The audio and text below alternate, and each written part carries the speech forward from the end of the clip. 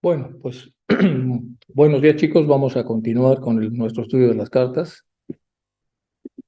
Empezamos con la invocación de Radha Burnier. Hay una beatitud y un poder más allá de nosotros mismos que viene en ayuda de aquellos que están preparados para recibir.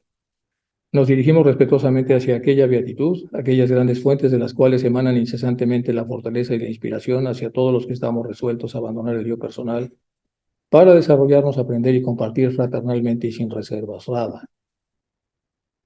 Nos dirigimos con respeto a los grandes seres de luz infinita, las divinidades que ayudan a la humanidad, los amados Mahachohan y maestros de sabiduría. Pedimos su auxilio para comprender lo oculto. Permítanos trazar un puente que nos bendiga y nos facilite la inspiración apropiada. También nos dirigimos a nosotros mismos, nuestros yoes superiores. Seamos como los estudiantes fieles que nunca ponen en duda a sus maestros, que siempre los aman con devocional afecto, que siempre los admiran y respetan porque saben que son el divino camino que a todos nos aguarda. Bueno, nos habíamos quedado en la última sesión, aquí, que es en esta parte. Si quieren, vamos a arrancar aquí, en esta parte de antiguamente, esta necesidad de tener una persona que nos guíe era satisfecha por gurús que guiaban al Chela a través de las dificultades de la infancia y de la juventud. Es decir, se hacían cargo prácticamente desde que la persona nacía hasta que llegaba a una edad en la que podía tomar decisiones. Procuraba con la enseñanza oral tanto más alimento para el desarrollo mental y psíquico que a través de los libros. Es decir, había una relación directa del Chela con su alumno. La necesidad de semejante guía, filósofo y amigo, y quien merece también tan buen triple título, es decir, guía, filósofo y amigo, nunca puede ser reemplazada por más que se intente. Todo lo que usted puede hacer es preparar al intelecto, la inclinación hacia la cultura del alma. El intelecto va hacia la cultura del alma. Debe ser educida, es decir, debe hacerse que brote de dentro por el individuo. 3 veces afortunados los que pueden atravesar el círculo vicioso de la influencia moderna y ascender hasta más allá de las quimeras. Todo esto está en azul porque es muy importante. Entonces, la primera idea que viene en este párrafo es importante. Dice, todo lo que puede usted hacer, o sea, está diciendo lo más importante, es preparar a su intelecto. ¿Cuál es el intelecto? Recordemos que el pensamiento se divide en 3 cosas: ideas, juicios y razonamientos. Las ideas son representaciones mentales de objetos o sujetos. Los juicios son ubicaciones de este tipo de ideas en el contexto en el que se agrega valor, como buenos, malos, altos, bajos, etcétera. Y finalmente el razonamiento es la creación de nuevo conocimiento a partir del previo. Con ese conocimiento que se va creando, ya sea de una manera derecha o una manera no tan derecha, dependiendo entonces de las fuentes que nosotros bebemos para poder empezar a utilizar una intelectualidad que respete la verdad. Bueno, teniendo en cuenta todo esto, entonces nuestro intelecto se va fortaleciendo a través de una serie de mapas para poder entender la realidad que nos rodea. Pero esos mapas pueden ser correctos o pueden estar errados. Bueno, entonces todo lo que usted puede hacer es preparar al intelecto, es decir, a todo un sistema de razonamientos en donde nosotros encontramos a la realidad con una inclinación hacia la cultura del alma, es decir, cosas que tengan que ver con el alma. La primera es muy básica, ¿existe o no existe? Pues claro que sí, porque si no se anula todo. Si existe, cómo existe, dónde está, cómo funciona, en qué tipo de literatura puedo encontrar estos aspectos que tienen que ver con el alma y de qué manera puede ser deducido todo este conocimiento por cada individuo. Y luego dice algo muy importante, 3 veces afortunados los que puedan atravesar el círculo vicioso de la influencia moderna, círculo vicioso de la influencia moderna. Porque sabemos que la influencia moderna, incluso desde la época de los maestros, normalmente niega la existencia del alma y no solo la niega, sino que además se burla de todas las cosas que no pueden ser medidas y observadas a través de los sentidos. Entonces, 3 veces afortunados los que pueden atravesar ese círculo vicioso y ascender más allá de estas quimeras. Volviendo a sus grados, acuérdense que aquí estaba hablando él de un sistema que hizo Sinet o Hume para ver los grados de inteligencia, los grados de apertura, los grados de sabiduría, los grados intelectuales. Es decir, estaba tratando de abrir en abanico los diferentes niveles de desarrollo que tiene cada ser humano. Entonces, volviendo a ese tema de sus grados, ¿no está usted trazando demasiado vagamente las líneas entre los 3 o 4 primeros grupos? Es decir, no está logrando diferenciarlos bien. ¿Qué pruebas aplica para decidir sus respectivos estados mentales? O sea, ¿cómo va usted a corroborar si una persona está más adelantada o menos adelantada?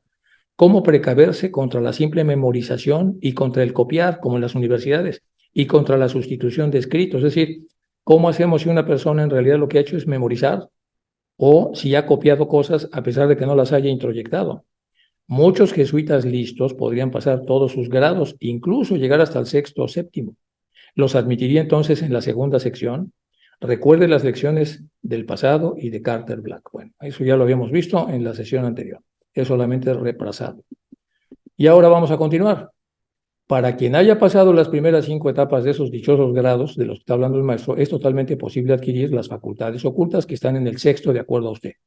Ese sexto grado, tal como dijo Murad Ali Beg, tal como Olcott se lo confirmó a usted, más aún, esto puede hacerse sin ayuda de estas etapas, ya sea adoptando el método de los arats, que no tienen que ver con grados, o de los dasturs, o de los yogis, o de los sufís, entre cada uno de cuyos grupos de místicos ha habido muchos que ni siquiera sabían leer ni escribir.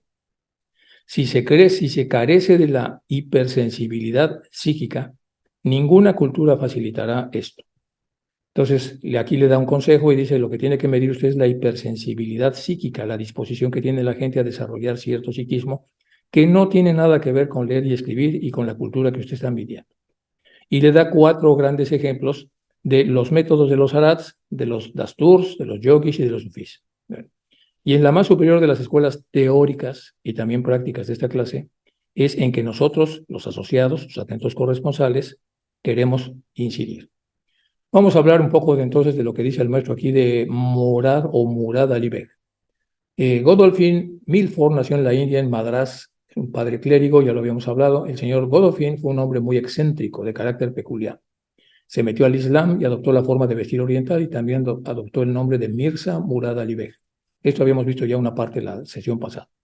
En sus memorias, el coronel Olcott relata que el señor Mirza Murad Ali Beg llegó con nosotros por primera vez en 1881, era de origen europeo, descendiente de la antigua familia de Mitford de Hampshire, que ha producido varios escritores notables, incluido Mary Russell Mitford, autora del libro Nuestro Pueblo y otras obras. Bueno, todo esto ya lo habíamos leído la vez pasada, y lo que estamos viendo es que este hombre, pues, no pudo con toda la potencialidad que tenía, porque estaba muy inestable psíquicamente hablando.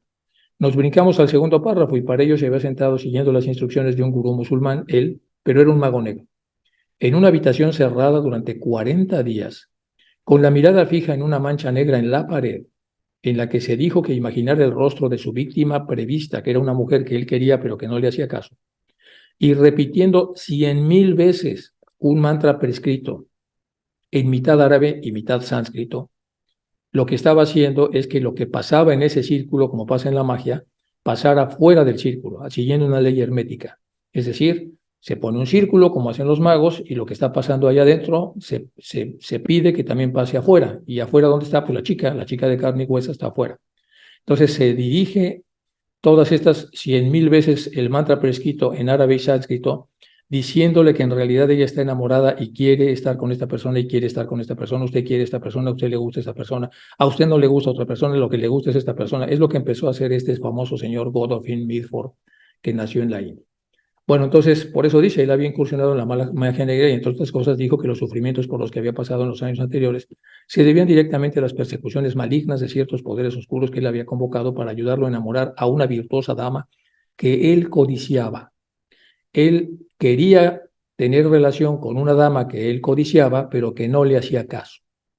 Y aquí hay que poner mucha atención en este tema, porque tenemos entonces a un tipo inestable que tiene ganas de estar con una mujer que no le hace caso, y lo que hace entonces es acudir a un mago negro.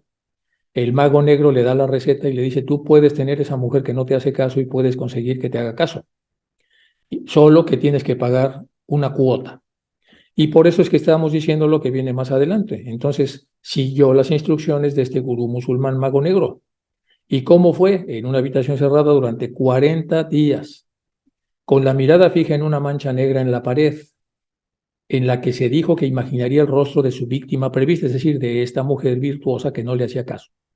Y repitió 100.000 veces un mantra prescrito, mitad árabe y mitad sánscrito, donde continuamente le decía a esa imagen, pero también a la persona que era la dueña de esa imagen, que estaba fuera de esa imagen, es decir, en la vida real, que en realidad a ella le interesaba a él, que le interesa a él, no te interesa otra persona, te intereso yo, te interesan mis cualidades, tienes que hacerme caso, etcétera, etcétera, etcétera.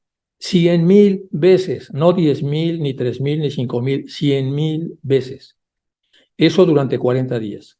Debía continuar con esto hasta que realmente viera el rostro de la dama como si estuviera vivo, es decir, conforme iba ya por las 90.000 veces, el rostro que estaba petrificado empezaba a moverse como si estuviera vivo. Es decir, empezaba a haber un enganche entre la imagen de ahí y la imagen viva de la persona afuera. Cuando esta persona entonces empezaba a observar que cobraba vida la imagen que estaba sobre el fondo negro, en ese momento ya estaba vinculándose, había una especie de vinculación entre la mujer viva, la mujer virtuosa viva, y la mujer que estaba en el fondo negro. Por lo tanto, entonces ya era mucho más fácil para él poder sembrar todo el tipo de cosas que tenían de magia negra para que la mujer se interesara en él, esta mujer virtuosa, que es lo que está diciendo aquí el maestro. Entonces, ya en la mancha negra se imagina el rostro de la víctima prevista repitiendo 100.000 veces el mantra hasta que realmente viera el rostro de la dama como si estuviera vivo. Y cuando los labios de la dama en ese fondo negro se movieran como tratando de hablar, ella querría decir que ya se estaba sintiendo fascinada por las características de este señor y estaba, por lo tanto, omitiendo las características de otras personas que podían ser incluso sus parejas normales y naturales. Incluso por su propia voluntad. Ya no tendría él que ni siquiera enamorarla, sino sería esta persona la que le buscaría. Y entonces así ocurrió. La mujer lo buscó y él tuvo entonces una temporada con esta mujer que rompió sus relaciones para estar directamente con este Godolphin Milford, que se hacía llamar Murad Ali Beg. ¿Y qué es lo que sucedió? Que pasados los años donde estuvo con esta mujer, pues el mago negro empezó a cobrar. Y por eso nos regresamos en el párrafo. La vida había sido una vida salvaje y aventurera, más llena de miseria de lo contrario. Porque había incursionado en la magia negra, entre otras cosas, dijo que los sufrimientos que había pasado en los años anteriores se debían directamente a las persecuciones malignas de ciertos poderes oscuros que él había convocado para que lo ayudaran a enamorar a esta dama virtuosa que no le correspondía a él. Entonces, en la segunda mitad de la vida, este hombre fue martirizado monumentalmente por estas entidades oscuras. Debía continuar con esto hasta que realmente viera el rostro de la dama, que ya lo vimos, etcétera, etcétera. Y esto sucedió tal como lo habían dicho. Él se ganó su nefasto objetivo, es decir, enamorar a la dama que no le correspondía y que estaba comprometida con otro. Pero habiendo arruinado a la mujer, él mismo cayó bajo el poder de los malos espíritus a los que no tuvo la fuerza moral para dominar después de haber aceptado su servicio obligatorio. Ciertamente era angustioso estar con él debido a que era un hombre nervioso, excitable, incapaz de fijar su mente en algo, esclavo de sus caprichos, viendo las grandes posibilidades de la naturaleza del hombre y sin embargo siendo incapaz de alcanzarlas. Entonces se malogró el señor Mirza Murad Ali Beg, y es lo que los maestros están aquí diciendo. Lo que están diciendo, si nos regresamos acá, dice, para quien haya pasado sus primeras 5 etapas que usted puso con estos grados, es totalmente adquirir las facultades ocultas del sexto, tal como dijo Murad Ali Beg, y como Olcott lo confirmó a usted. ¿Qué tal si llega al sexto nivel un Murad Ali Beg? Y usted ya lo está entonces bautizando como una persona que va del lado de la luz cuando en realidad es todo lo contrario, es una persona que quiere utilizar estos poderes para hacerse de cosas indebidas e inadecuadas. Esta reflexión que hace Olcott y que ya hemos hecho otras de esta naturaleza, me están animando a mí a hablar un poco de ataques psíquicos y de obsesiones y posesiones. Entonces voy a iniciar los días viernes o jueves una serie de clases en donde vamos a hablar de esos temas, porque los maestros lo están tocando mucho y directa o indirectamente me preguntan que qué opino yo de estas cosas. Mejor le vamos a dar forma para que una vez dada forma a eso, podamos dar una clase específicamente de este tipo de cosas como la que estamos viendo aquí, que es lo que le pasó, porque aquí de hecho ya vimos una técnica del mago negro para hacer entrar dentro de un círculo pasivo a una persona activa a través de la repetición 100,000 veces de un mantra para poder lanzarla, es decir, para poder lanzar el lazo que pueda lazarla, en este caso a esta mujer, y no es el único ejemplo. Todo lo que antecede no ha sido dicho para desanimarle, dice el maestro, sino para estimularle. Si es usted un verdadero anglosajón, ningún obstáculo aminorará su celo, y a menos que mi ojo no se haya empañado, su enfant de su carácter, nosotros tenemos una palabra para todos los aspirantes. Por lo menos inténtelo, échele ganas. Bueno, vamos a continuar con la historia de este pobre hombre. Dice, él vino a nosotros como un refugio y poco después se instaló en nuestra casa para unas cuantas semanas. Era una criatura de aspecto extraño para ser un inglés. Después de haber tenido acceso a la dama, después de haberla destruido y después de haberla dejado destruida, este hombre fue perseguido por fuerzas oscuras y así es como llegó a la ciudad teosófica. Se vestía completamente de musulmán, salvo que tenía un cabello castaño claro recogido por un nudo griego detrás de la cabeza como una mujer. Su tez era clara porque era británico, sus ojos azules claros. En mi diario digo que se parecía más a un actor inventado para un papel de cualquier otra cosa. El artículo El elixir de la vida lo escribió posteriormente, pero más vale que relate la historia mientras todavía tengo fresca en mi memoria. Es decir, ese hombre era brillante. De hecho, escribió un artículo brillante y tenía obras brillantes. Desde el momento en el que vino a nosotros parecía estar inmerso en un fuerte conflicto mental y moral dentro de sí mismo. Se quejaba de ser arrastrado de un lado a otro, primero por buenas y luego por malas influencias. Tenía una mente extraordinaria y había leído mucho, quería unirse a la sociedad teosófica, pero como yo no confiaba en su resistencia moral, y es por eso que en un inicio lo rechacé. Pero Blavatsky se ofreció a hacerse responsable de él, entonces cedí y dejé que lo acogiera. Sin embargo, unos meses después, él le pagó bonitamente al arrebatarle una espada de un cipayo en la estación de Wadman a tratar de matarla, gritando que ella y sus Mahatmas eran todos unos demonios. Es decir, se psicotizó y entonces, a pesar de que Blavatsky lo defendió, tuvo entonces un exabrupto, es decir, un acting out. Sacó una espada de cipayo en la estación de Woodwan y trató de matarla diciendo que los Mahatmas y ella eran demonios. En pocas palabras, se volvió loco. Pero antes de eso, mientras estuvo con nosotros, escribió algunos artículos que fueron impresos en la revista de Theosophist. Y una noche después de una charla con nosotros, se sentó a escribir sobre el poder de la voluntad para afectar la longevidad. Blavatsky y yo nos quedamos en la habitación y cuando él comenzó a escribir, ella se paró detrás de él, tal como lo había hecho en Nueva York, cuando Harris estaba haciendo su boceto de uno de los maestros bajo su transferencia de pensamiento. Cuando apareció el artículo de Mirza Shaib, atrajo la atención muy merecida, por cierto, ver el Theosophist, y desde entonces ha sido uno de los panfletos más sugerentes y valiosos de nuestra literatura teosófica. Él lo estaba haciendo bien y parecía que habría una buena posibilidad de que recuperara gran parte de su espiritualidad perdida si permanecía con nosotros, pero después de haber prometido hacerlo, así obedeció a un impulso irresistible y se apresuró a regresar a la ciudad de Wadman y por lo tanto a su destrucción. Este es el caso fallido entonces de este prospecto de Chell. Y ahora hablemos de su acceso de hilaridad del pasado septiembre acerca de los peligros imaginarios para el que produce fenómenos peligrosos que crecen en proporción a la magnitud de los fenómenos así producidos. Dice, ahora hablemos de su acceso de hilaridad, es decir, se echó una carcajada Sinet cuando le dijeron que había muchos peligros si se producían este tipo de fenómenos. Recuerde la prueba propuesta por usted de traer hasta aquí a un ejemplar del Times. Mi buen amigo, si los triviales fenómenos, porque son triviales en comparación con lo que usted quiere, demostrados por Ellington, provocaron tan amargo odio al evocar ante él escenas de encarcelamientos debidos a testimonios falsos, ¿cuál no sería la suerte de la pobre vieja dama de Blavatsky? Ustedes son todavía unos bárbaros, a pesar de toda su ostentosa civilización. Bueno, sigue la carta del maestro. Y aquí vamos a ver algunas cosas que se utilizan contra estas cosas negativas, que son varias. Aquí tenemos el famoso salmo que no es el 94, es el 91. Es nada más para que nosotros escuchemos uno de los grandes salmos que existen para tratar de proteger a una persona que cae en estas redes, lo que pudo haber hecho esta dama de la que estamos hablando, pero que no lo conocía. Es un salmo 91, dice todo esto, y vamos a leer nada más los 4 o 5 primeros renglones. El que habita el abrigo del Altísimo, ¿cuál es el Altísimo? Estamos viendo aquí la luz inmanifestada. El que habita el abrigo del Altísimo morará bajo la sombra del Omnipotente. ¿Quién es? En este caso, Cristo. Diré yo a Jehová, en este caso a Cristo, o etcétera, esperanza mía y castillo mío, esperanza mía y castillo mío. Me voy a dirigir desde el centro de mi corazón con la esperanza de que me escuche.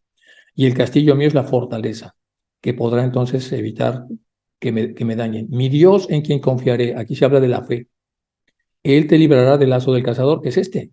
El lazo del cazador es este alibej que la aventó sobre esta chica, de la peste destructora. Con sus plumas te cubrirá y debajo de sus alas estarás seguro. Y luego continúa.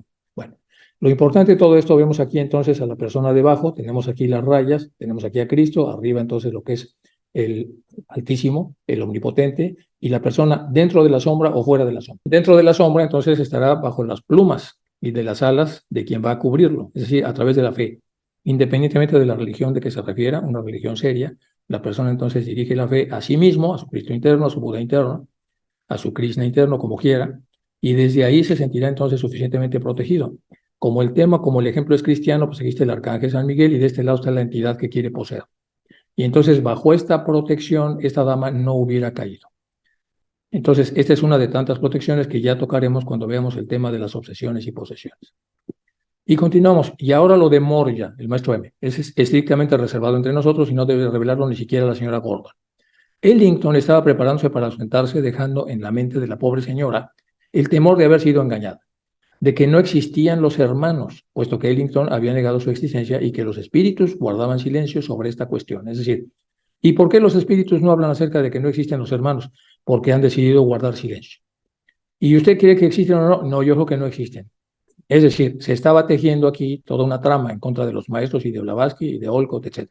Y que los espíritus guardaban silencio sobre esta cuestión. Entonces, la semana pasada, el maestro M, mezclándose con cautela entre la heterogénea multitud, agarró a los espíritus por el pescuezo, y el resultado fue la inesperada aceptación de los hermanos de su existencia real y de la relación personal con el ilustre. La lección que se deriva de lo que antecede para usted y los demás puede ser de utilidad en el futuro, ya que los acontecimientos tienen que sucederse y desarrollarse. Y esto es muy interesante cómo bueno, sinceramente suyo, maestro Kach.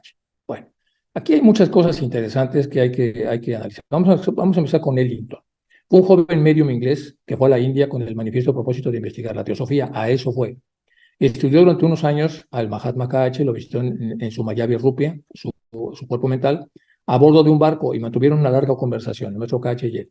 De acuerdo con la guía de lectores de las cartas de los Mahatmas a A.P. Sinet, aparentemente era un medium excelente, pero tenía varias debilidades personales.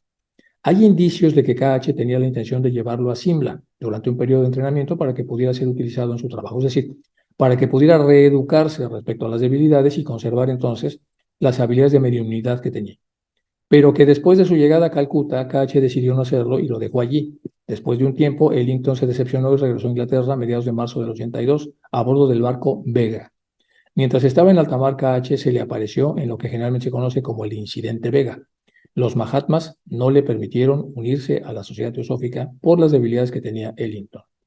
La señora Alice Gordon y su esposo, el teniente William Gordon, se convirtieron en miembros de la sociedad teosófica. Esa es la otra reseña que hace aquí el maestro. El 6 de agosto del 79, en marzo del 83, se convirtió en presidente de la Sociedad Teosófica de Damas, formada en Calcuta con la señora Kumari Devi Ghosh, hija del Deverendra Tagore. Como secretaria del resultado de este movimiento fue la fundación del periódico Bharati. Según la guía del lector de las cartas de los maestros de los Mahatmas Sinet, dice Gordon, Alice, miembros de la Sociedad Teosófica, residentes en Calcuta y amigos de Sinet y de Hume, y los fundadores estaban interesados principalmente en el espiritismo.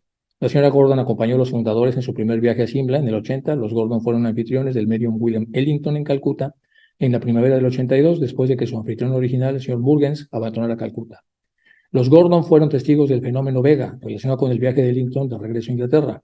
Índice, entonces, bueno, ahí vienen todas las partes. Y esta es la foto del famoso William Ellington, para que lo veamos, con la juventud que tenía en aquel entonces cuando estaba trabajando sobre este tema. Incidente Vega. ¿Cuál es el dichoso incidente? 24 de marzo del 82, 1882. La señora Gordon y su marido, junto con el coronel Olcott, vieron a los Mahatmas KH-M. Esto estaba relacionado con William Ellington y el incidente Vega. A esa hora, nosotros tres, el coronel Olcott, el coronel Gordon y yo, estábamos sentados en la habitación que había estado ocupada por el señor Ellington. Teníamos buena luz y nos sentamos en las sillas colocadas formando un triángulo, cuyo vértice estaba al norte. A los pocos minutos, el coronel Olcott vio fuera de la ventana abierta a los dos hermanos, y así nos lo dijo. Los vio pasar a otra ventana cuyas puertas de cristal estaban cerradas. Vio a uno de ellos apuntar su mano hacia el aire sobre mi cabeza, y en el mismo momento sentí algo caer directamente desde arriba sobre mi hombro, y lo vi caer a mis pies en dirección a los dos caballeros. Sabía que sería la carta, pero por el momento estaba tan ansioso por ver a los hermanos que no la recogí. No recogí lo que había caído. El coronel Gordon y el coronel Olcott vieron y oyeron caer la carta. El coronel Olcott había apartado la cabeza de la ventana por un momento para ver qué estaba señalando el hermano, y entonces notó que la carta caía desde un punto a unos pocos pies del techo. Cuando volvió a mirar, los dos hermanos habían desaparecido. No hay terraza afuera y la ventana está a varios pies del suelo. Ahora me volví y recogí lo que me había caído encima y encontré una carta escrita a mano por el señor Ellington, fechada en Vega el día 24. Abrimos la carta con cuidado, cortando de un lado, ya que vimos que alguien la había hecho a lápiz en la solapa 3 cruces latinas, por lo que las mantuvimos intactas para su identificación. La carta es la siguiente. Mi querida señora Gordon, por fin ha llegado su hora de triunfo. Después de las muchas batallas que hemos tenido en la mesa del desayuno sobre la existencia de KH y mi obstinado escepticismo en cuanto a los maravillosos poderes que poseen los hermanos, me he visto obligado a creer completamente que son personas vivientes distintas. No puedo contarles todo lo que sé, pero KH se me apareció en persona hace 2 días y lo que me dijo me dejó estupefacto. Es lo que dice entonces la famosa. Vamos ahora con la carta 36. Eso es lo que podemos ver. Los que quieran ver ya todo el tema del fenómeno, del famoso, del incidente Vega, con estos datos que estamos leyendo ya lo podrá ver con muchísimo más detalle. Pero sí hacer una pequeña introducción para poder entonces explicar lo que el maestro está comentando. Y ahora pasamos a la carta 36. Si les parece, aquí está carta 36, recibida en enero del 82. Mi impaciente amigo, como alguien que tiene autoridad en su mella teosófica, permítame que le faculte a usted para prescindir de las reglas durante un breve tiempo. Hágales llenar las hojas e inicie los candidatos inmediatamente, solo que lo que vaya a hacer, hágalo sin demora. Tenga presente que usted es el único ahora. Está hablando de CINET. El señor Hume está totalmente absorbido en su índice y espera, aquí estuve revisando si decía índice, pero sí dice index. Dice el señor Hume, también en la parte en inglés dice lo mismo. El señor Hume está totalmente absorbido en su index o índice. Y espera de mí que le escriba y algo. De hecho, por aquí lo puse. Y aquí dice, ¿qué podemos usar en lugar de index? Sinónimos. O sea, ¿qué quiso decir? Tokens, signo, indicador y bases para juzgar. Como que todo eso quiere decir. Vamos a utilizar algunos de los sinónimos ingleses de la época. Y entonces Hume está totalmente absorbido en su, vamos a usar uno de los, seguramente no es índice de lo que vemos en un libro, sino uno de los sinónimos de la época. Y el sinónimo que parece que acomoda mejor es sus bases para juzgar. Es decir, el señor Hume está totalmente absorbido en las bases internas que tiene en su cabeza para juzgar como válidos o no válidos los acontecimientos. Así se podría traducir esto. Y espera de mí que le escriba y haga una puja primero. Bueno, soy más bien demasiado alto para que él alcance tan fácilmente mi cabeza, dice el maestro. Si es que tiene alguna intención de cubrirla con las cenizas de la constricción, ni tampoco me pondré una túnica de penitente para demostrar mi arrepentimiento por lo que he hecho. Si él escribe y planea preguntas, muy bien, las contestaré. Si no lo hace, guardaré mis lecciones para algún otro. El tiempo no cuenta para mí, eso dice el maestro. Recibí su carta, conozco sus dificultades, me ocuparé de ellas. La decepción de KH será grande si a su vuelta se encuentra con que ha progresado tan poco. Usted es sincero, otros anteponen su orgullo por encima de todo. Luego, esos filósofos prayag, los pundits y los babús, no hacen nada y esperan que nosotros mantengamos correspondencia con ellos. Hombres insensatos y arrogantes, dice el maestro KH. Bueno, el maestro M. Y aquí tenemos la famosa carta Y la idea de que lo pongamos, miren, en esta parte acá dice el famoso index, que ve perfectamente en rojo, porque saben que el maestro M escribía en rojo. Y aquí aparecen los dos que está comentando aquí, los babús y los pundits. Aquí aparecen pundits y babús, están en esta zona de acá. Y al final, bueno, ya la firma la carta M. Lo que está diciendo acá entonces es que está acusando a Hume de que es demasiado cerrado, demasiado necio. Le está diciendo a Sinet que ahora él queda solo y que es sincero y etcétera, pero que etcétera, etcétera. Y bueno, todo lo que acabamos de leer. Esa es la carta 36. Ahora vamos con la 37. Recibida en Alabad en el 82, privada. Honorable señor, aquí hay muchas cosas que ver. El maestro ha despertado. ¿Se acuerdan que había estado allí encerrado y lo estaba vigilando el maestro M? Bueno, el maestro ha despertado. Y me pide que escriba, sintiéndolo mucho por ciertas razones, y aquí puse en azul, hasta que no haya transcurrido cierto tiempo, no podrá exponerse a las corrientes de pensamiento que afluyen de una forma tan poderosa desde el otro lado del Imabat. Vamos a ver esto con calma. Las corrientes de pensamiento que afluyen. ¿Qué es eso de afluyen? No es una palabra común, aquí la puse afluyen, es descender el agua u otro líquido hacia otras aguas o líquidos corrientes o inmóviles situados a menor altura. Es decir, cuando uno pasa de mayor profundidad a menor profundidad. Eso significa la palabra afluir. Para poder entender lo que dice el maestro. Dice, hasta que no haya transcurrido cierto tiempo, no podrá exponerse a corrientes de pensamiento que afluyen, es decir, corrientes de pensamiento que vienen de la profundidad y apenas van a llegar a una mayor superficialidad para poder mantener la comunicación con los que estamos hasta arriba, es decir, con la mayor superficialidad.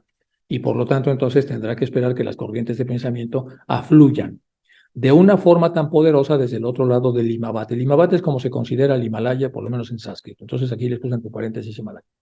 Por esta razón se me ha ordenado que sea la mano que redacte su mensaje. He de decirle que él sigue siendo tan amigo suyo ahora como antes y está muy satisfecho tanto de sus buenas intenciones como también de la manera de llevarlas a cabo hasta donde le alcanzan las posibilidades de usted. Es decir, ha medido cuánto puede usted hacer y en función de sus posibilidades ha hecho bastante y está contento.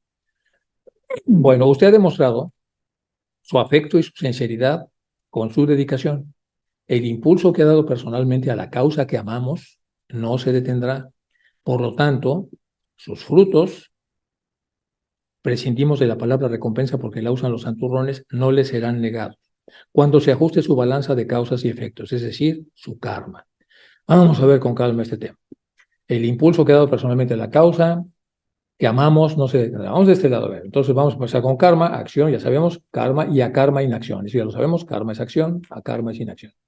Luego, los ajustes en la balanza de causas y efectos. Vamos a ver algunos. ¿Quién ajusta todo eso? Están los Chatur Maharajas, los cuatro grandes reyes y devas que guardan las cuatro partes del universo que están relacionadas con el karma. Eso ya lo sabemos. Luego, Gami Karma, que es el karma futuro, karma que será engendrado por nuestros actos en nuestra vida presente. Lo que hacemos ahora, que va a generar karma, se llama Gami Karma. Luego vamos un poco con los Budas de compasión. Con este nombre se designan aquellos bodhisattvas que, habiendo alcanzado la categoría de Arhats, rehúsan pasar al estado nirvánico y ponerse la vestidura Dharmakaya y pasar a la otra orilla, pues entonces no estarían en su poder ayudar a la humanidad, aún en lo poco que el karma permita. Prefieren permanecer invisibles en espíritu, por así decirlo, en el mundo y contribuir a la salvación de los hombres ejerciendo sobre ellos su influjo, para que sigan la buena ley o lo que es lo mismo, guiándolos por el sendero de la justicia. Eso está en la obra de Blavatsky, La voz del silencio, tomo 3. Chatur Yoni, lo mismo que Karmaya, o los cuatro modos de nacimiento. O sea, las cuatro vías de entrada, una vez que ya nos ha tocado por karma regresar, bueno, todo esto viene, de alguna manera lo pueden ustedes verificar en diferentes partes. Aquí llama la atención lo que dice el maestro, de no le serán negados los frutos cuando se ajuste la balanza de causas y efectos de su karma. Es decir, usted ha hecho muchas cosas por la causa y sepa que usted va a poder recoger frutos de ello. Y aquí podríamos hablar mucho de ello en relación a todo esto, es decir, con el Chatur Yoni, perdón, no, con donde el Gami Karma, que es el karma futuro, es decir, cuando sembramos el Gami Karma, se genera Gami Karma, es decir, el karma que será engendrado por nuestros actos en la vida presente cuando lleguemos a la vida siguiente. Bueno, frutos. Hay cuatro tipos de karmas o acciones. Aquí hay mucha tela para poder poner esto. Hay que recurrir a los libros budistas. Son acciones meritorias, nada más con el karma de mérito. Luego, acciones demeritorias, errores, tonterías que hacemos, acciones que quitan el mérito a lo que hagamos. Acciones mezcladas con resultados mixtos, es decir, hicimos cosas buenas y malas juntas. Y hay ciertos karmas que son una mezcla de mérito y demérito. Y acciones que son neutros. Perdón, esos son los 4 tipos de karma. Entonces, en función de esos 4, el maestro está diciendo que todo lo que ha hecho por la causa es un karma de mérito. Todo lo que haga uno por la causa teosófica es lo que se interpreta de acá, y que sea con una intención totalmente libre de prejuicios para hacerlo, va a generar un karma de mérito. Y eso es decir, va a generar frutos. Y los frutos pueden ser un mayor desarrollo en la siguiente encarnación, puede ser un mayor aceleramiento del proceso de liberación, puede ser una mejor encarnación en lugares en donde haya condiciones para que la vida espiritual pueda desarrollarse, como dicen los budistas, mahayanas, etc. Simplemente que va a haber una recompensa.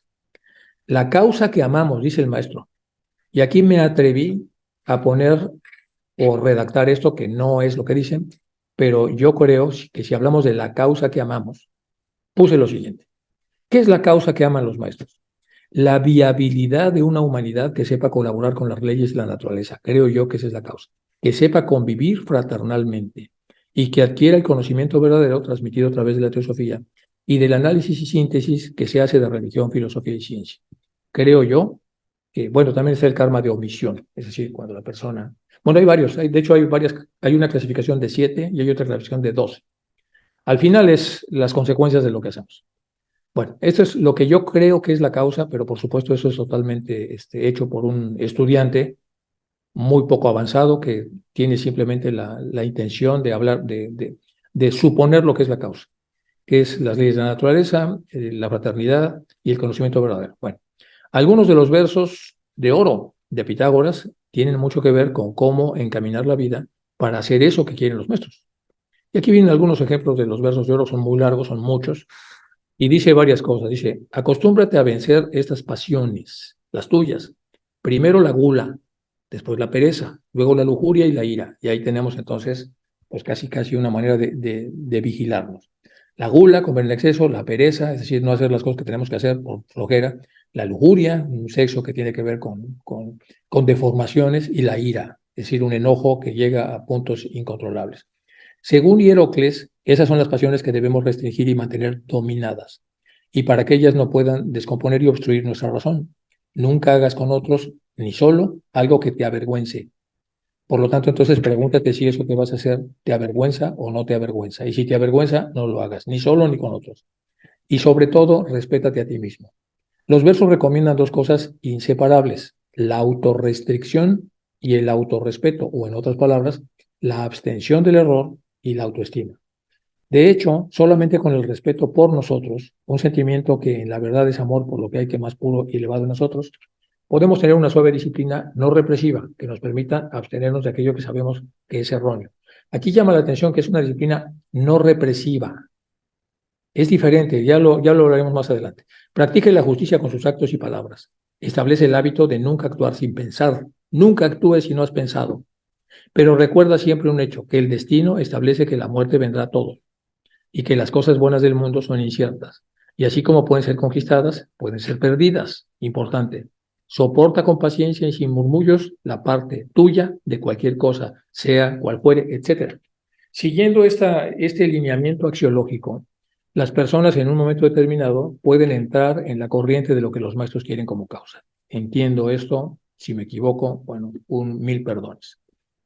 Más cosas que tienen que ver con este desarrollo. El famoso escarabajo. En Egipto era el símbolo de la resurrección y también del renacimiento. La resurrección para las momias, o más bien los aspectos superiores de la personalidad que la animaba, cosa que ya sabemos en teosofía. Y el renacimiento para el ego, el cuerpo espiritual del alma inferior humana. Los egiptólogos no nos expresan más que la verdad a medias cuando al especular acerca del significado de ciertas inscripciones dicen: el alma justificada, una vez llegada a cierto periodo de sus peregrinaciones, simplemente a la muerte del cuerpo físico debe unirse a su cuerpo, esto es al ego, para no separarse más de él.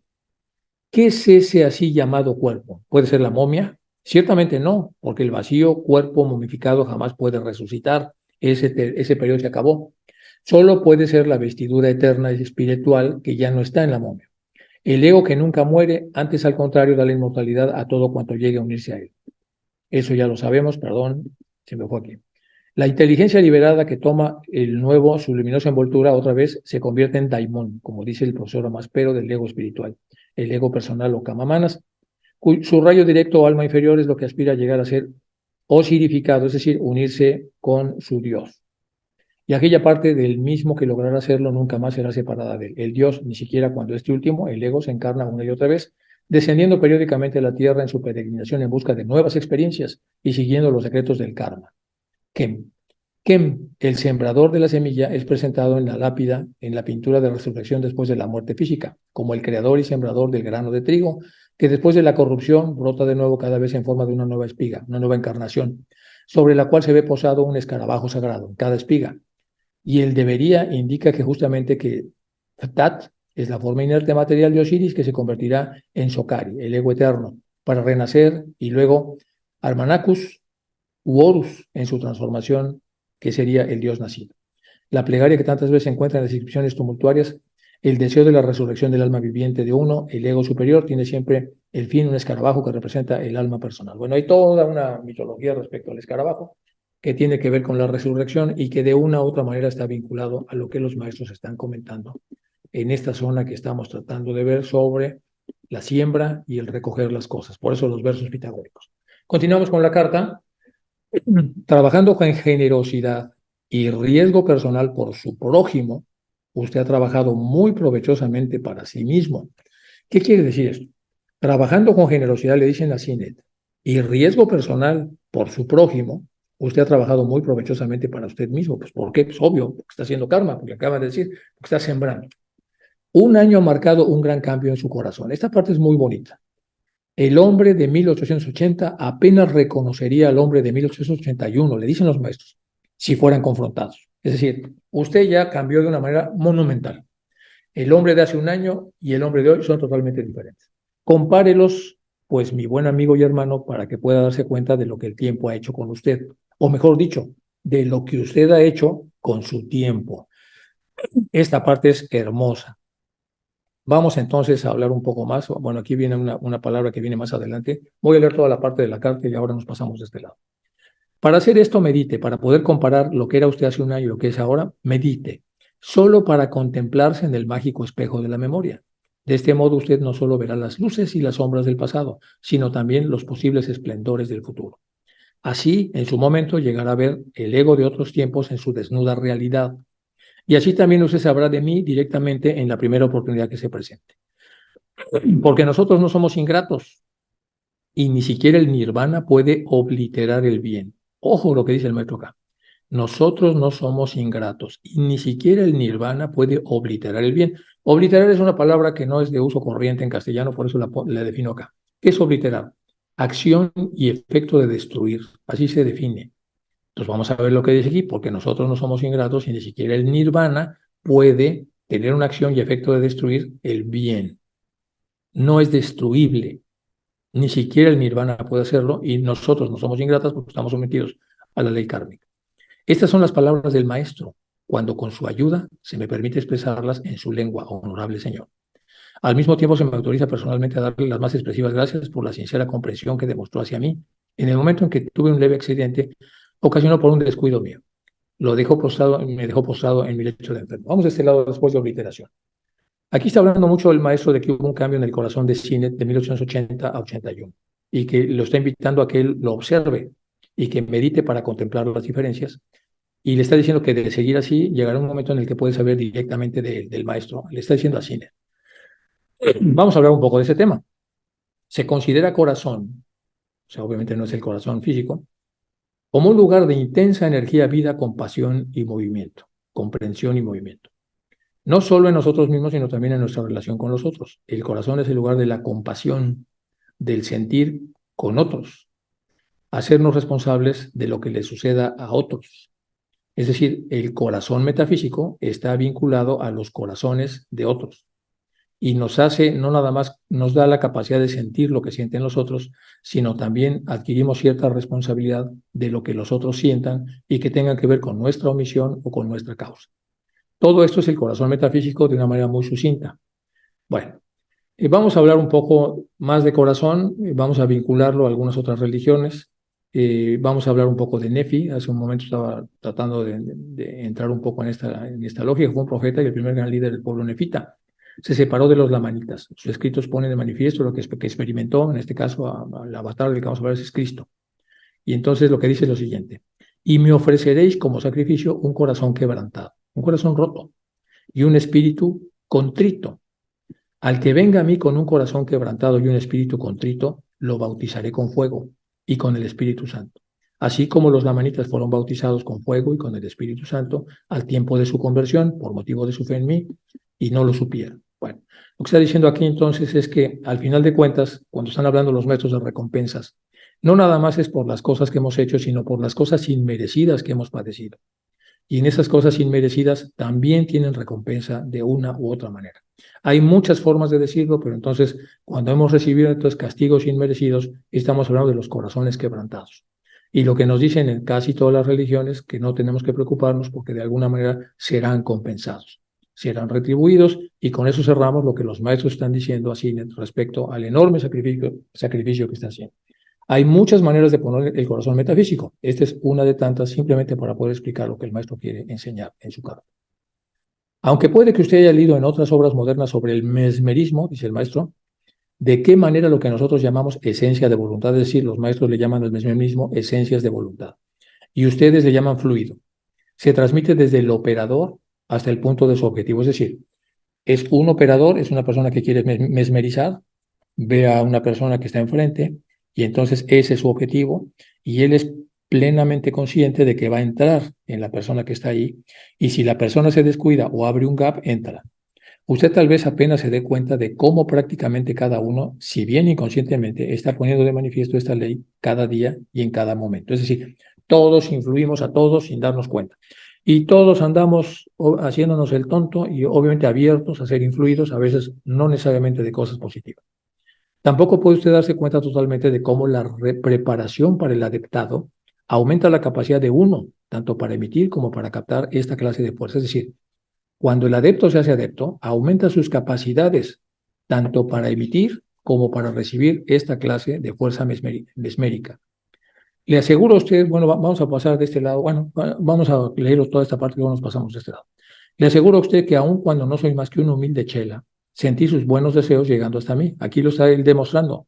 Cuando usted tuvo buenos deseos y yo abrí mi corazón para recibir esas sensaciones en usted, recibí el mensaje. Le aseguro a usted que aun cuando no soy más que un humilde chela, sentí sus buenos deseos llegando hasta mí, como un convaleciente siente en las finas montañas, en las pies montañas, que le llega una suave brisa desde las bajas llanuras. Así lo sentí.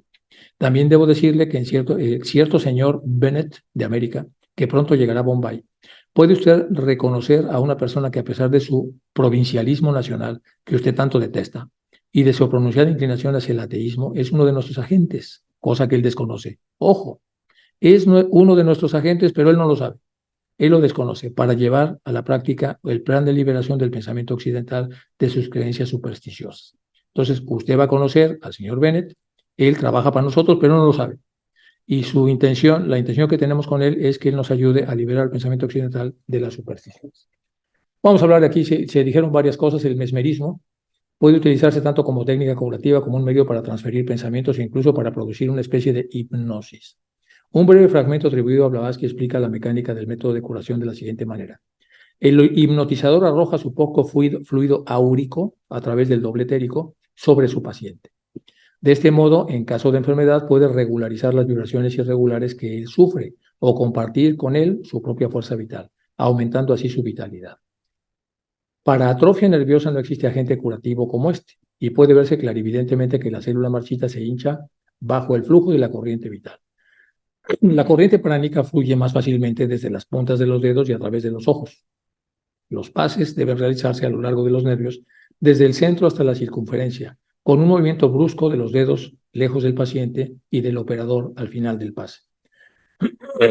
Se deben lavar las manos antes y después de la operación y nunca debe realizarse a menos que la mente esté tranquila y la salud fuerte.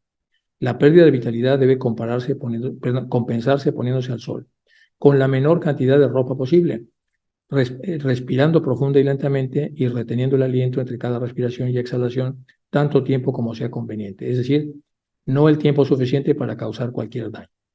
Bueno, aquí la recomendación es, se toma aire en 7, se detiene en 4 y se suelta en 3. Es más o menos lo que está diciendo aquí, ¿no? Pero ya con lo que normalmente dicen los instructores. Luchar o jadear. 5 minutos de esto deberán restaurar el equilibrio pránico. En una de sus cartas, el maestro Cache destaca la necesidad de concentración al realizar esta operación para que sea eficaz. ¿Con qué frecuencia los clarividentes reprochan al magnetizador que desvíe sus pensamientos del tema que están considerando? Y el sanador mesmérico siempre será testigo de que si se permite pensar en algo no será la corriente vital que está derramando en su paciente, se ve inmediatamente obligado a establecer una corriente de nuevo para suspender el tratamiento. Bueno, eso es lo que se dice tanto en las cartas de los maestros como en el caso de Blavatsky sobre la mesmerización. La invitación, lean, estudien, los que están escuchando esta clase, métanse al mesmerismo, hay mucho de mesmerismo ahí para que lo puedan entender perfectamente.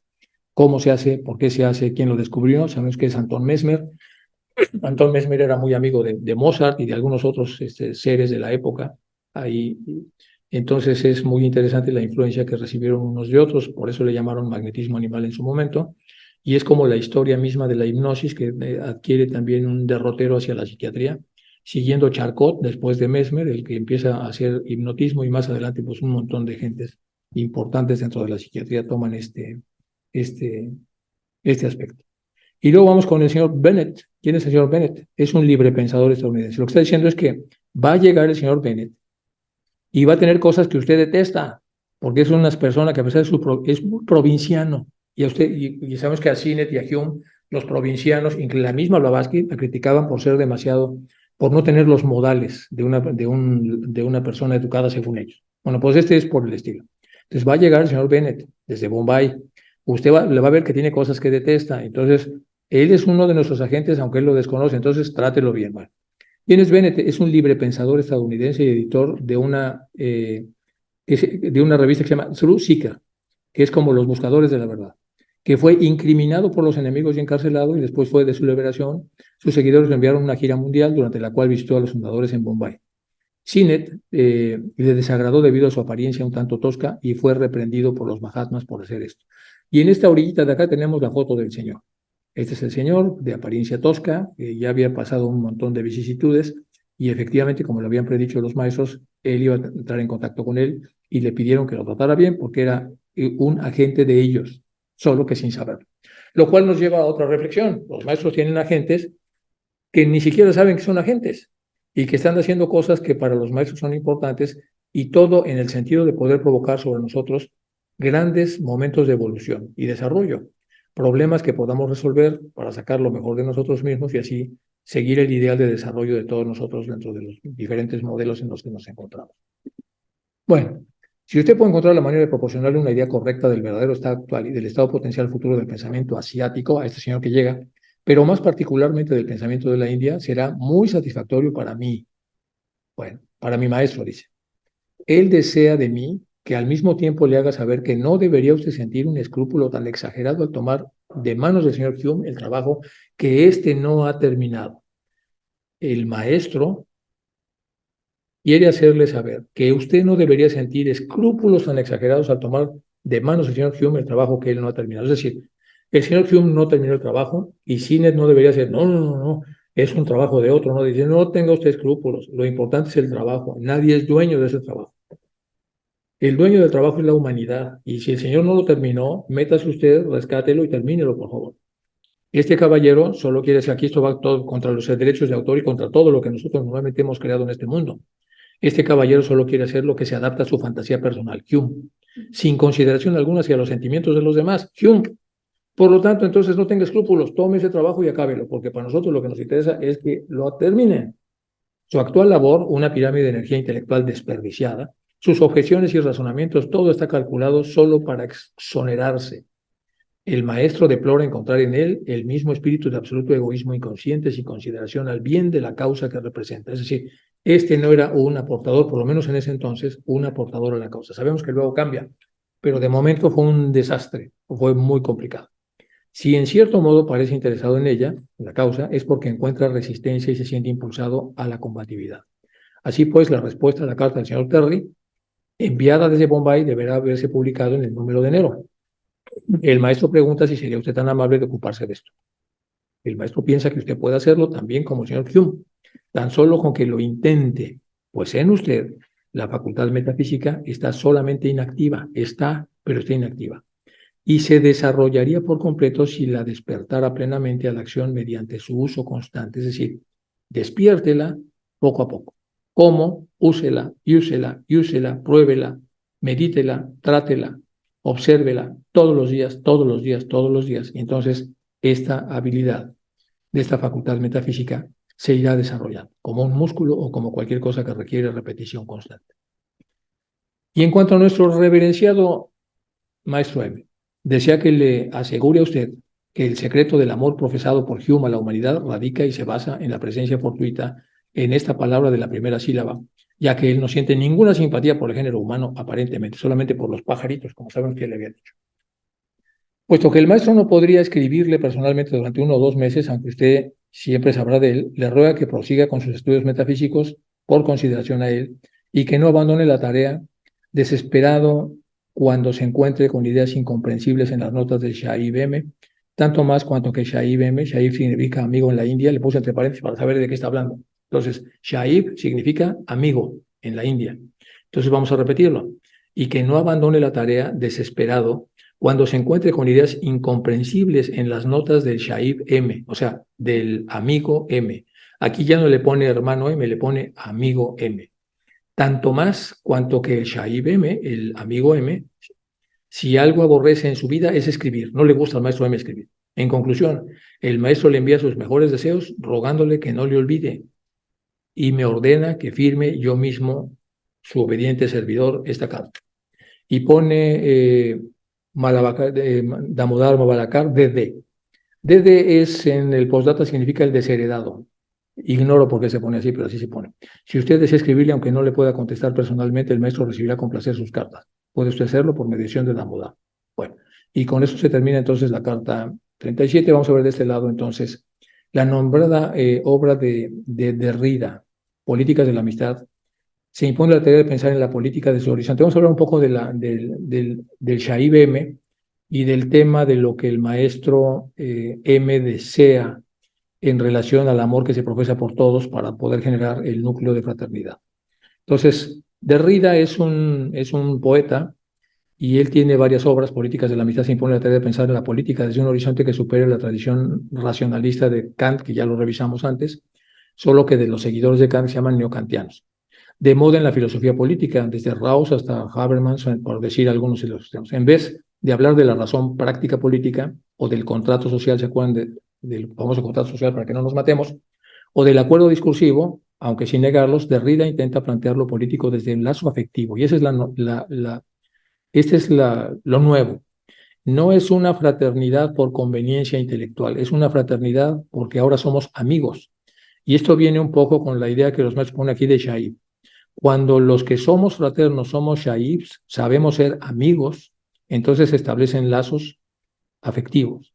Desde la dimensión pulsional, cordial, incluso pone neurológicamente sería prestar atención al sistema límbico donde están las emociones, más que el neocortical donde está el pensamiento. Bueno, lo pone así este autor.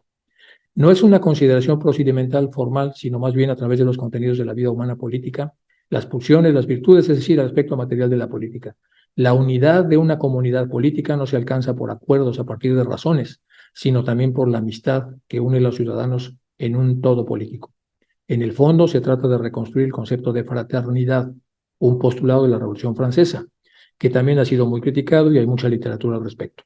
Incluso hay un libro muy fuerte sobre la Revolución Francesa de la fraternidad que es Si no eres mi amigo te mato, y es así se llama el libro, y en donde se habla de que esa fraternidad que solamente se expresa verbalmente pero que no se siente interiormente, la gran cantidad de problemas que causa y cómo se entra una balacera sobre el término porque se usa mal. Entonces, dando como fruto una obra barroca con 1000 pliegues, pienso sin embargo que se enreda en dichos pliegues y al final se pierde entre ellos. Se le dobla la pala, como decía Wittgenstein, antes de tiempo. ¿Por qué? Porque entonces tenemos nosotros, de una u otra manera, que trabajar con mucho cuidado sobre el tema de cómo construir una fraternidad real, no desde lo intelectual, sino desde lo afectivo. Bueno, esa es una de tantas opciones que hay para tratar de descifrar por qué el maestro, por qué se habla de Shaib como M, cuando se ha establecido ya un lazo fraterno entre Sinet y tanto el maestro M como el maestro Cache. Y ya se obtiene después de hermano el título de Shaib, que es amigo, y como amigo se establece un vínculo afectivo y de ese vínculo afectivo se construye una fraternidad en donde uno se siente bien estando ahí porque se siente aceptado, se siente relacionado con el otro. Es interesante, vamos a dejarlo así, sin que pongamos más detalles al respecto y ya voy a terminar hasta acá porque ya pasó un poco más de una hora para dejar entonces el espacio para preguntas o dudas o comentarios o adiciones que tengan ustedes que hacer a esta carta.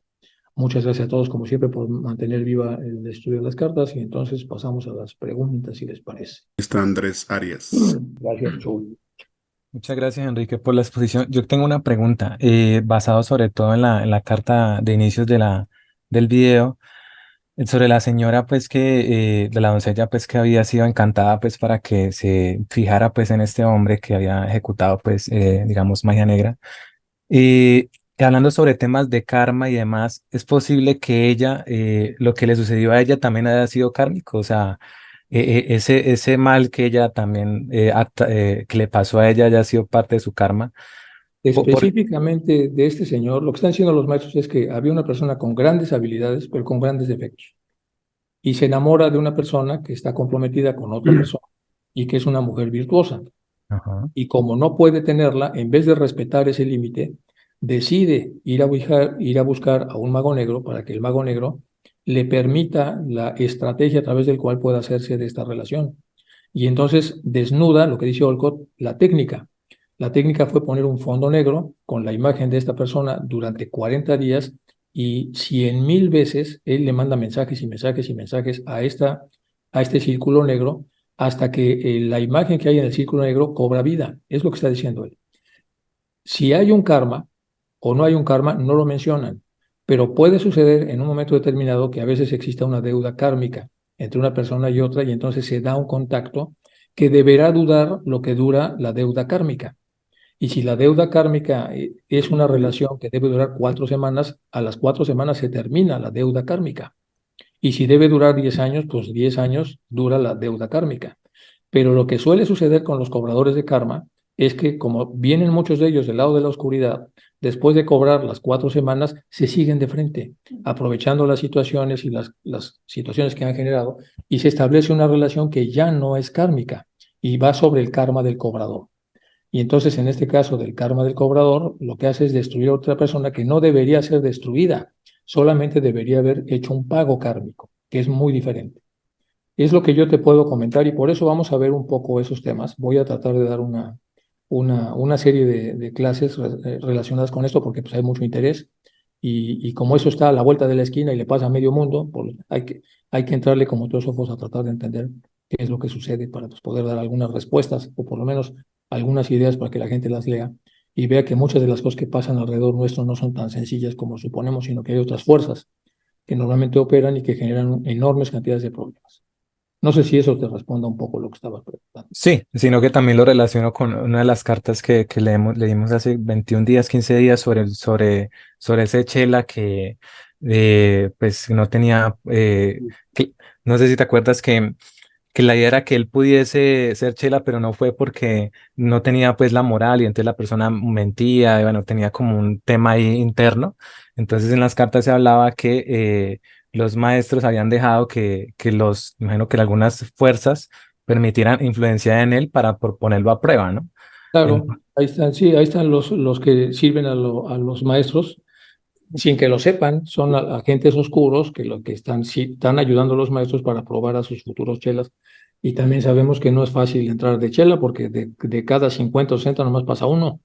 Entonces es súper complicado, ¿no? Es la exigencia. Lo dice también Blavatsky en La Voz del Silencio. Dice, si vas a treparte por ahí, tienes una gota de mugre en el pie, mejor no subas porque va a tener, o sea, el tema de cómo puede limpiarse una persona para entrar en el chelado no es tan sencillo, a pesar de lo que viene en las cartas, es bastante más complicado de lo que uno se imagina.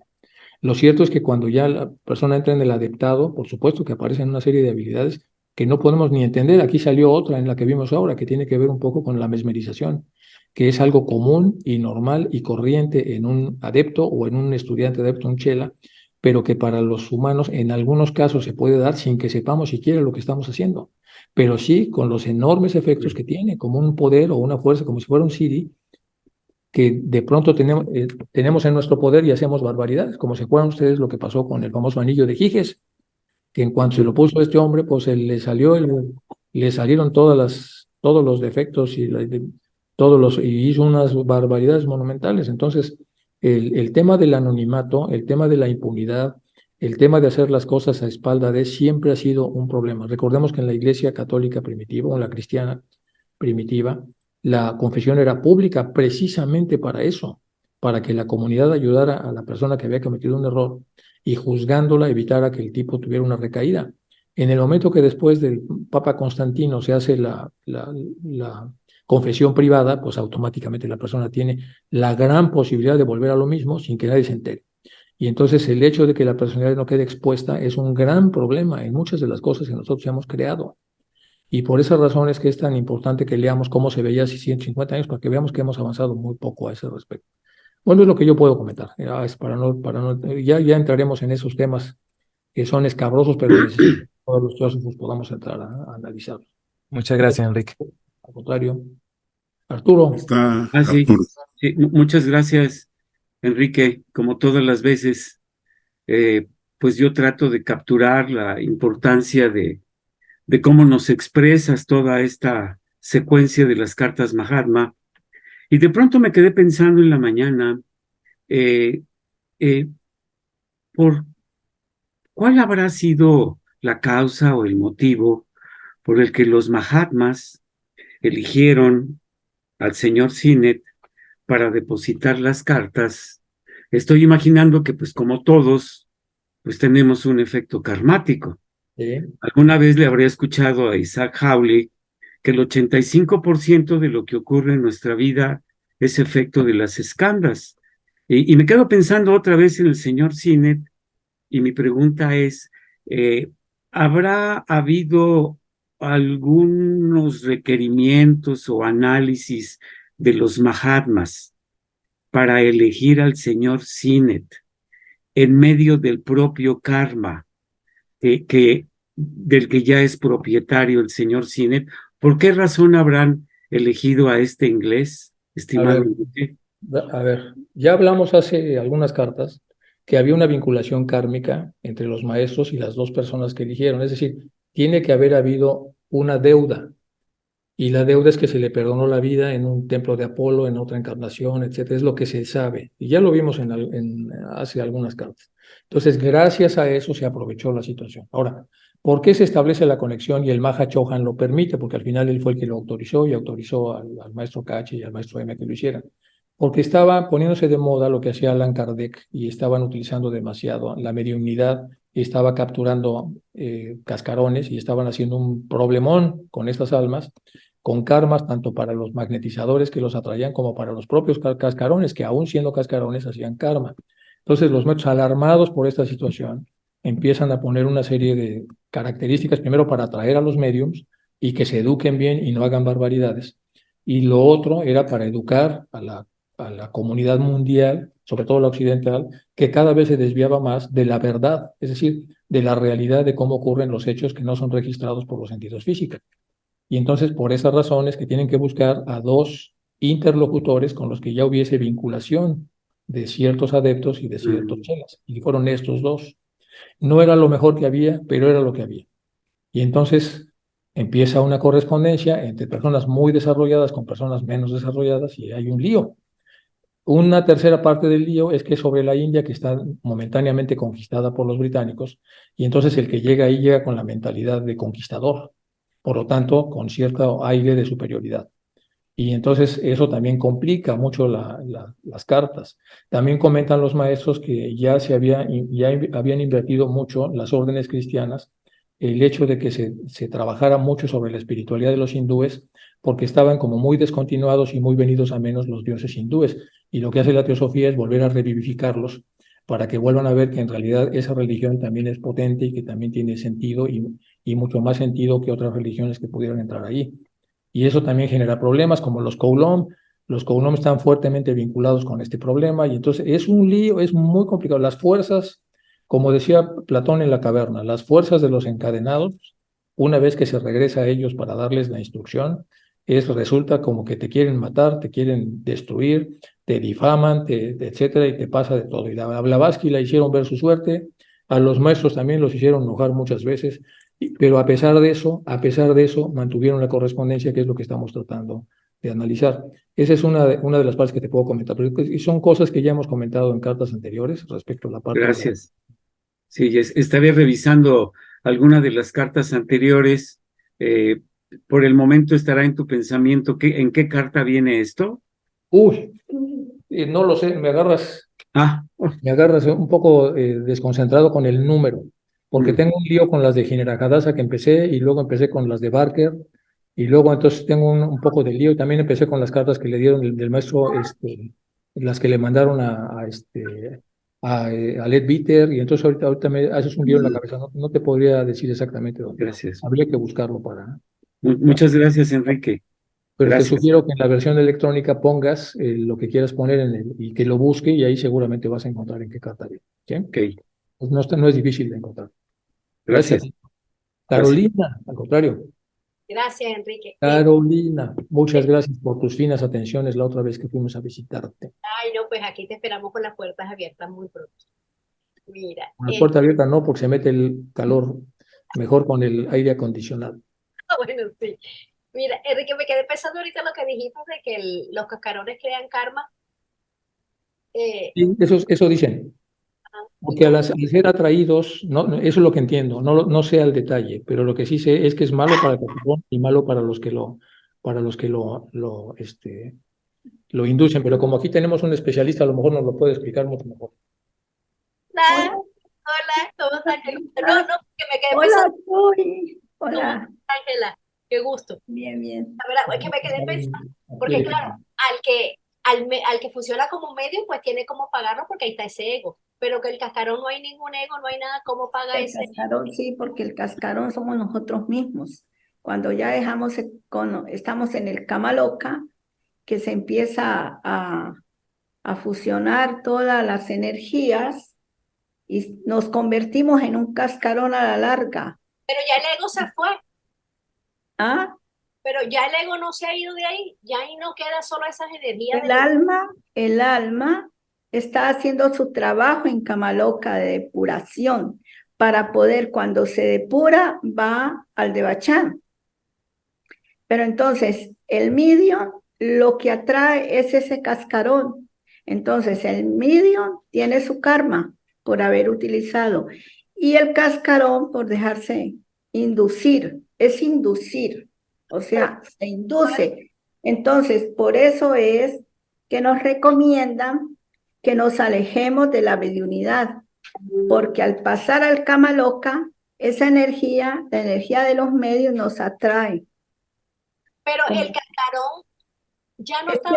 Es que lo que el medium atrae, lo que el medium atrae es un cascarón que dice ellos que son espíritus. Y ese fue el problema con Blavatsky, porque ella se lo dijo claramente a los espiritistas de Francia y de Estados Unidos, que era donde más se usaba el espiritismo. Les dijo: ustedes no están invocando un ser espiritual, ni están invocando lo que ustedes llaman espíritu. Es que el espíritu está muy arriba y la que evoluciona es el alma, o sea, la mente, el alma. Entonces, al atraer el cascarón, hay una liga entre el medium y el cascarón. Entonces, tienen un cierto karma unido. Y nosotros, cuando pasamos al kama loka, tenemos que cuidarnos de no ser atraídos hacia el medium. Pero eso se refiere, disculpa, es que para terminar de aclarar que no estoy entendiendo bien. No sé si me explico, la verdad. No sé si yo lo entendí bien, porque yo entiendo que el cascarón es cuando ya no hay, los principios superiores se fueron. Claro. Pero entonces, si ahí quedó solo lo que queda la energía. Es que acuérdate que no es un cascarón como decir el cascarón de huevo o el cascarón de una tortuga, no, son energías. Yo entiendo que la energía y a la larga ese cascarón se quema. se destruye para Pero poder como pasar. sea karma, ese karma se lo adjudican al ego dueño, pero si el ego ya está por allá y no tenía nada que ver, no es que esa es mi confusión. Es que el ego superior está donde está. El inferior, el alma, es el que va al Kamaloka. El espíritu no lo tocan. Acuérdate que lo que evoluciona es el alma. La Ajá. mente es lo que evoluciona, lo que tiene que ir de grado a grado. Eso lo tienes que tener presente. Todavía está, esa alma está todavía ahí. O sea, como esa alma animal, será. Es que yo entendí que el cascarón no había, sino esa energía, pero esa energía ya era, no El era. cascarón tiene cierta energía porque hasta que no se quema o no se pierde toda la energía, el cascarón no desaparece. Y entonces esa alma que ya está allá arriba, el alma espiritual, tiene que pagar porque ella ya no estaba y alguien No. Es el alma humana, el alma animal, el que está en el Kamaloka. Nosotros somos almas humanas, pero al mismo tiempo somos almas animales y tenemos que pasar por una depuración. Acuérdate que todo el karma se queda ahí antes de entrar al de Bachán. Bueno, no sé si me explico, perdóname, eso es culpa de Enrique. Bueno, perdón.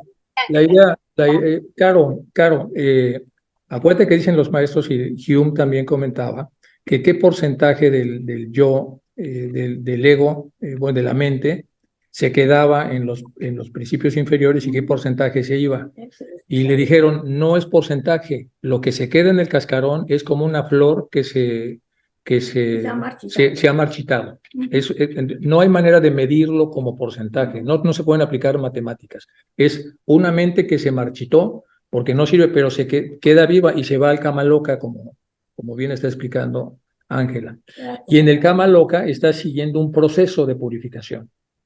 Horrible, difícil, según la persona o lo que sea. Y de pronto la trae un medium. Y puede ser cierto alivio temporal, entre comillas, pero al final de cuentas, dicen los maestros que se genera karma sola por esa acción de haber sido separados, seducidos y haber respondido a esta seducción para ser atraídos por los mediums. Entonces, como Allan Kardec y todos lo hacían, diciendo, necesitamos darles información para que no hagan eso, porque están complicando a las almas, las están fastidiando y también están fastidiando a los que las atraen, porque también ellos hacen karma. Es que lo que entiendo que están haciendo a eso se refiere. ¿Sí me explico? No. Perdón sin haber pedido la palabra, podría decir algo. Perdón, Enrique. ¿Será que con esto los cascarones, cuando son atraídos por esta actividad de los espiritistas, prolongan de alguna manera su estadía en el Kamaloka?